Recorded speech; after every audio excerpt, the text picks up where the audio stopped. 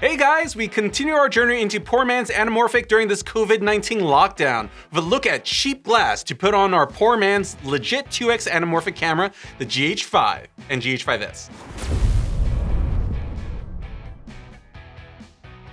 Alright, let's talk about the glass. There are two main options to get a squeezed image into your camera, the GH5. We're looking for 2x anamorphic squeeze. Get a native 2x anamorphic squeeze lens, or get an anamorphic adapter with 2x squeeze and put it in front of a spherical lens. Now, even with some nice lower priced options out there, the native lenses are not for the poor man. The true poor man's is using an adapter in front of a spherical lens.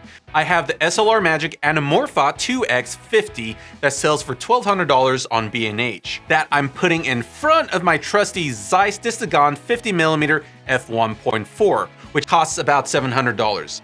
With a total of $1,900 versus the relatively cheap Vazen 40mm anamorphic lens at $3,250. The adapter simply wins the price war. Now for comparison, I was lucky enough to try out a set of native anamorphic glass from Atlas lenses, the Orion series, a 40mm, a 65mm, and a 100mm. These go for $9,000 each, which is actually a deal compared to old school lens brands. So even though these aren't truly poor man, it at least gives us something to compare our true poor man options to.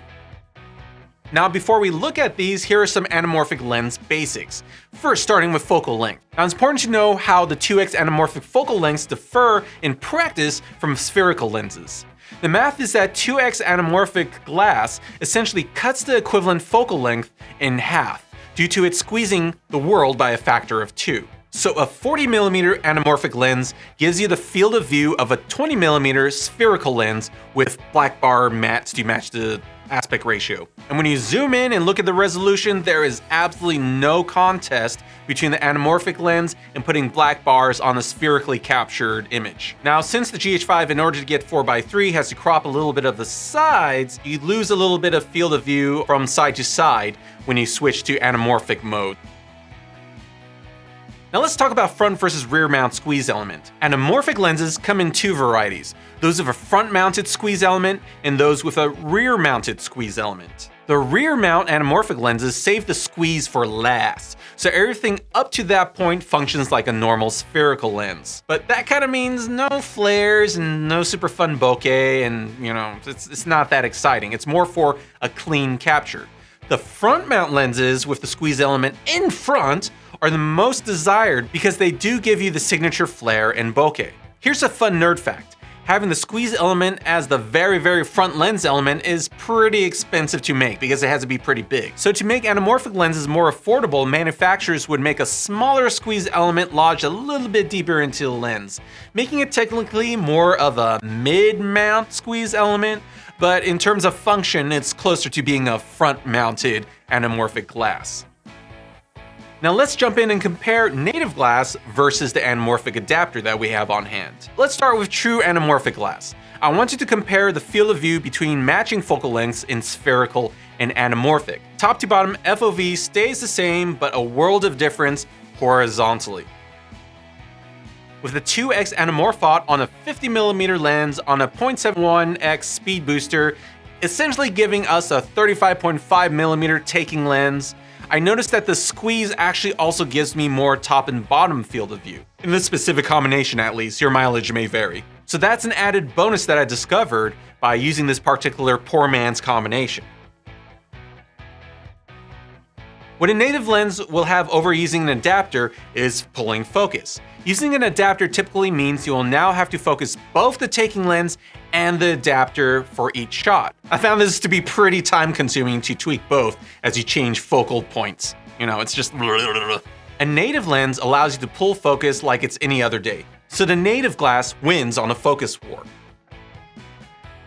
Sharpness.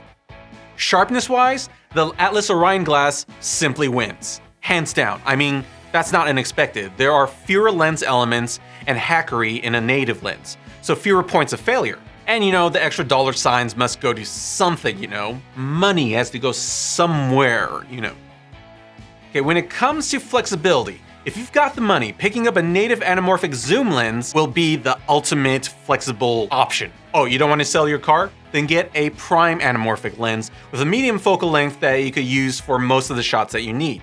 Now, as a poor man, you're probably thinking, here is an anamorphic adapter. I could just put it in front of a zoom lens, right? And I'll get tons of focal lengths. Well, I thought the same thing, and in practice, it's not really. The more you zoom into the adapter, the more chromatic aberration and smeary edges you get. If you zoom out, then, well, you see there's a vignette. You'll see the actual adapter around it. So here in this example with a GH5, between 12 and 35 millimeters, you're gonna get vignette. You only really get away from that vignette closer to 40 millimeters. So as a poor man with an adapter, you should expect to find a working focal length for your taking lens and just kind of stick with it.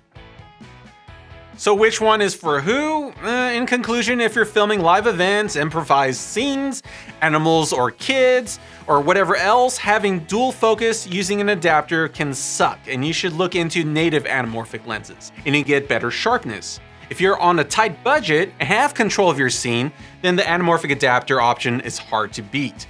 Now, this is just the beginning of our look at different lens options for anamorphic. We're going to start looking into more and more anamorphic options in the future. I have my eyes set on the Vazen 40 and 28 millimeters, by the way. So remember to like and subscribe in order to know when those come out. Remember, yes, now I am going to rock it on screen with these icons to fill the 20 seconds that I have.